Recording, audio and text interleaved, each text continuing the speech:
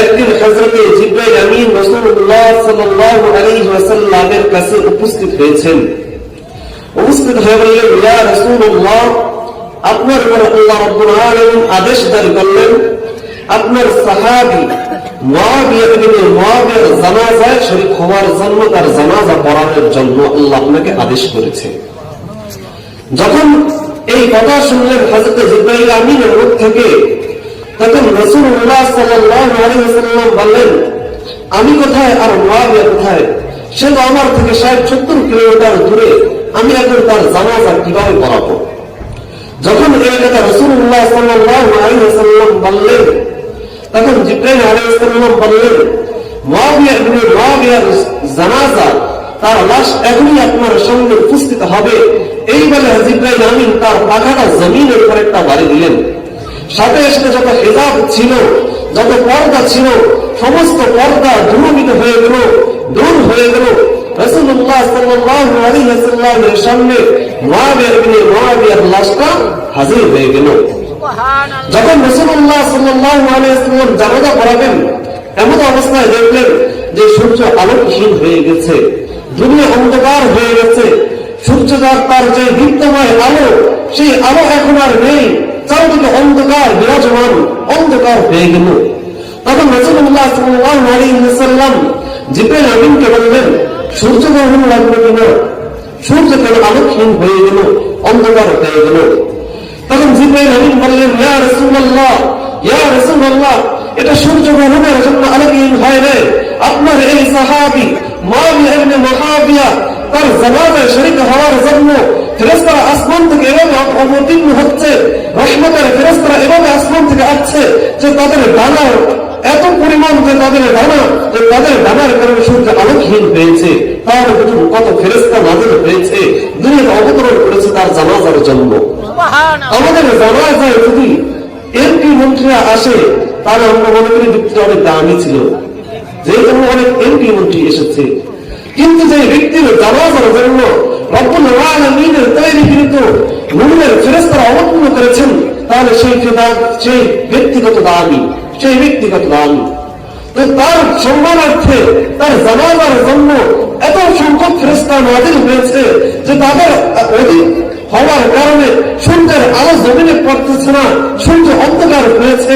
তখন রাসূলুল্লাহ সাল্লাল্লাহু আলাইহি ওয়াসাল্লাম হযরত জিবরাইল আমিনকে জিজ্ঞাসা করলেন, হে জিবরাইল, এত মর্যাদাবান ব্যক্তি কেন মুআবিয়া ইবনে মুআবিয়া, যে তার মর্যাদার কারণে, তার সম্মানের কারণে ফেরেশতারা এইভাবে নাযিল হচ্ছে?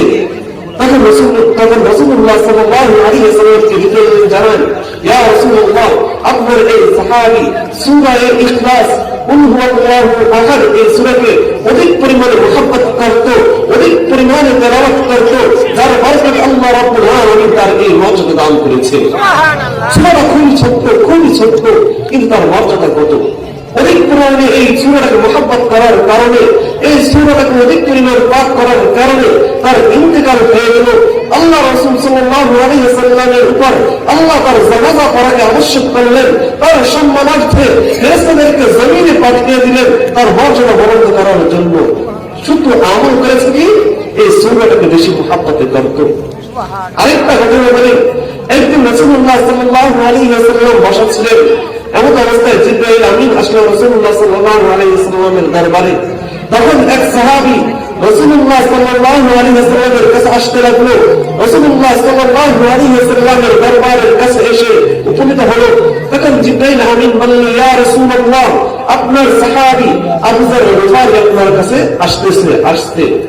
তখন রাসূলুল্লাহ সাল্লাল্লাহু আলাইহি ওয়াসাল্লাম বললেন, হে জিবরাইল, তুমি কি আবু যর গিফারীকে চিনো?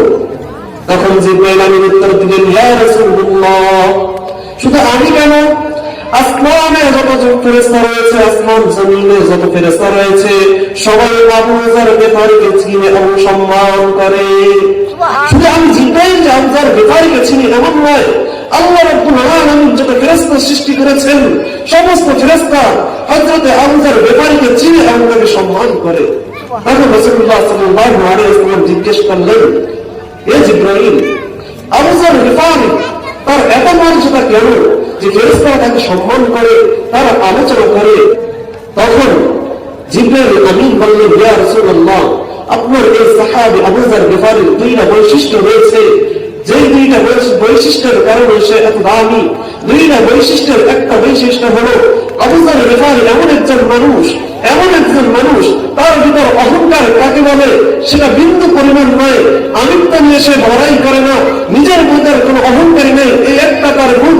আর আরেকটা গুণ হলো আপনার এই সাহাবী আবু যার গিফারী সূরা ইখলাস কুল হুয়াল্লাহ সূরাকে অধিক পরিমাণে মুহাব্বত করে এবং অধিক পরিমাণে পাঠ করে, যার কারণে রব্বুল আলামিন তার ইজ্জতকে বাড়িয়ে দিয়েছেন, সমস্ত ফেরেশতার মধ্যে তার পরিচয় দিয়ে দিলেন। এই জন্য সমস্ত ফেরেশতা তার পরিচয় জানে এবং তাকে সম্মান করে। আবু যার গিফারী এই সম্মানের পাত্র কিভাবে হলেন?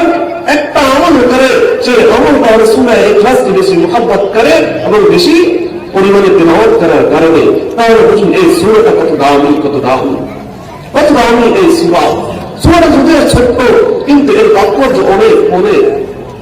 এই সূরার ব্যাপারে রাসূলুল্লাহ সাল্লাল্লাহু আলাইহি ওয়াসাল্লাম বলেন, যদি কোনো ব্যক্তি 3 বার সূরা ইখলাস পড়ে, কুল হুয়াল্লাহ সূরাটা যদি 3 বার পড়ে, তার আমল হবে পুরো কোরআন খতম করার সওয়াব লেখা হয়।